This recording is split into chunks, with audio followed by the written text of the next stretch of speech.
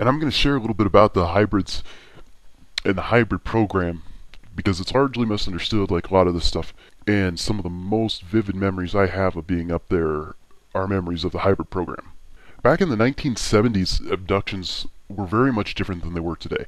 These beings came down and they took people, and they hadn't been around in a while. I mean, abductions had been happening off and on through the 50s and 60s, but really ramped up in the 70s as we get closer to 2012.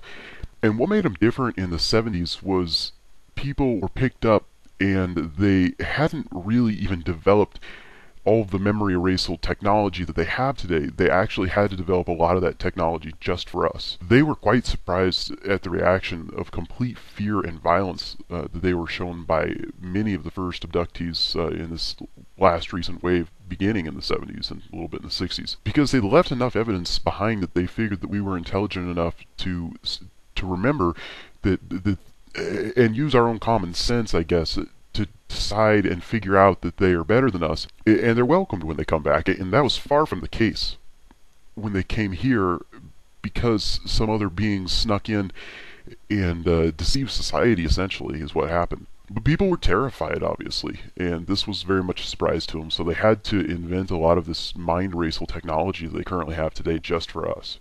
But a lot of the things people in the 70s remember in their abduction cases is called the quote-unquote black box, where a being would come down off the ship, and a lot of times they weren't even taken up. They were just contacted, and the being would walk up to them with this black box, and inside the black box is a fetus of a hybrid, a half-human, half-alien. And it's typically the Greys that have been splicing their genes in with us. I'm not certain if any other specific breeds of alien are doing this. The Greys are certainly the primary ones. Our society's been conditioned to think this is bad.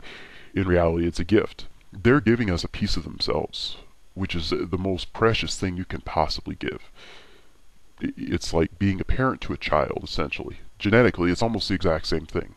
And we as humans have had this bizarre reaction of how dare they touch our genes? How dare they splice their genes in with ours? And they've come up with these elaborate theories like Greys are a dying breed, which is just so far from true. I mean, the reality of it is our species is extraordinarily vulnerable. And the reason being because we have not developed the technology necessary to leave this planet efficiently at all. And they're happy to help us with that, but we got to make a lot of changes first, and that's sort of part of this 2012 process. But they come down with this box, and it was a very basic level communication. They're saying, look, we're sharing our genes with you. It was a gift. It was an extraordinary gift, especially from the Greys. And people freaked out. People had a really hard time with this, and they still do. They see it as barbaric or some sort of bizarre lab rat scientific, experiment gone wrong, and that's not the case. They've done this with all sorts of species, and our species needs this because we're behind. We're behind in comparison to where other species are evolutionary-wise. Right now, here today, we're behind. We also have some special things about us, so we can catch up, and hopefully we will. And the reason we're behind is not so much our fault as the fault of beings that came in and took advantage of us. But, this fetus in the box, people had a major bad reaction to.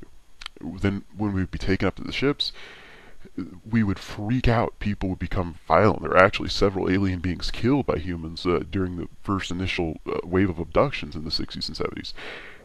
And they did not, they always knew it was a risk. It's always a risk, when you take something on that you don't know, but they certainly did not expect that. And they have a history of doing this not just with our species, but with other species throughout the universe. They assist in the evolutionary process.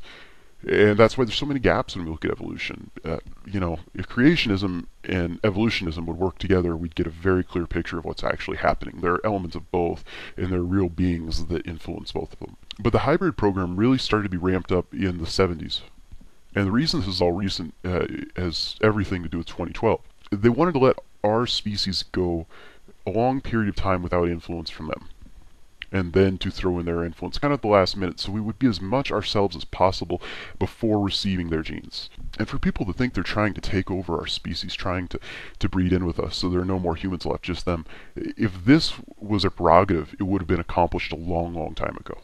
They're trying to help us. But what I've seen of the hybrid program, a lot really, those little guys that they have up there are cool. They're like little superheroes almost that There's a lot of hybrids down here too that don't realize they have the capabilities that they have, and they're not necessarily supposed to. They're supposed to sort of slowly uncover them. And to be honest, entirely with you guys, I've found out that I'm a hybrid and have some capabilities which are pretty neat.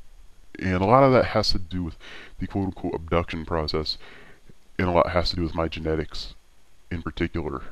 Something people don't quite grasp, I think, is that nearly all abductees are hybrids. There's a reason why they take who they take. It's not random. That's how they can find you, is that you're microchipped from the moment that you're born. But the first actual tangible recollection I was able to retrieve from my abduction experience was seeing the hybrids in their tubes. And how it worked was, I still can't vividly picture the door. I don't know how I get in the craft. But inside there's a circular type hallway that's the center of it. And I sort of, from where I started, I kind of walked halfway around the circle and then I hung a left. And there wasn't a door in front of it. And I don't know they have doors on those things. I don't ever remember a door. But anyway, it was kind of a back dark closet type deal. And there were an incredible number of tubes of all different sizes. And the hybrids they're in all different phases of gestation.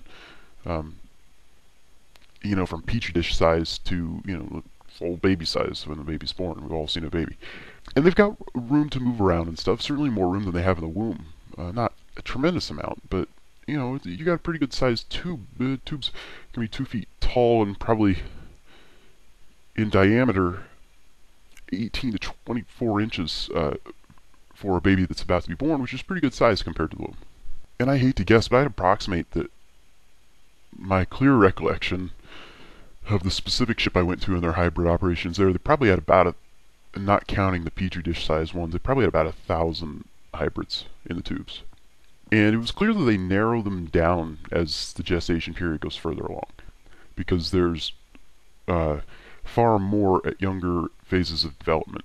And this is the part that people have a hard time understanding, and it sounds barbaric to them, but they're thinned out by screening them medically, and they do their best to keep the strongest beings to actually be quote-unquote born. And some are born up there, and some pregnant women are abducted, and they have their regular fetus replaced with hybrid, which sounds a lot worse than it is if you can really grasp the big picture that this is a gift. The regular fetus is euthanized very humanely. They also have some sort of filler type baby, to put it best, that they put in there when they need to keep the hybrid up longer. If they're going to euthanize the fetus, they do it in an early stage of development, before 3 months. They've just found, you know, it's the thing to do, I think, for obvious reasons. And there's some type of filler baby, like I said, I don't know if it's a robot. It's emotionless. It doesn't have a soul.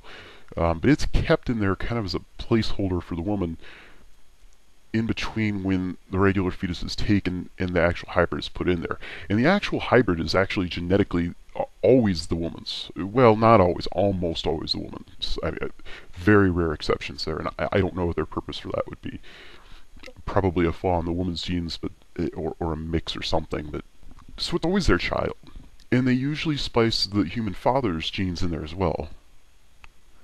Of course, you know, in case somebody does DNA testing for some other reason, you know, whoopsie, there's a couple guys with the woman in the time that she became pregnant, so that way the father knows is his child doing it, and they want it to be his child because he's raising it.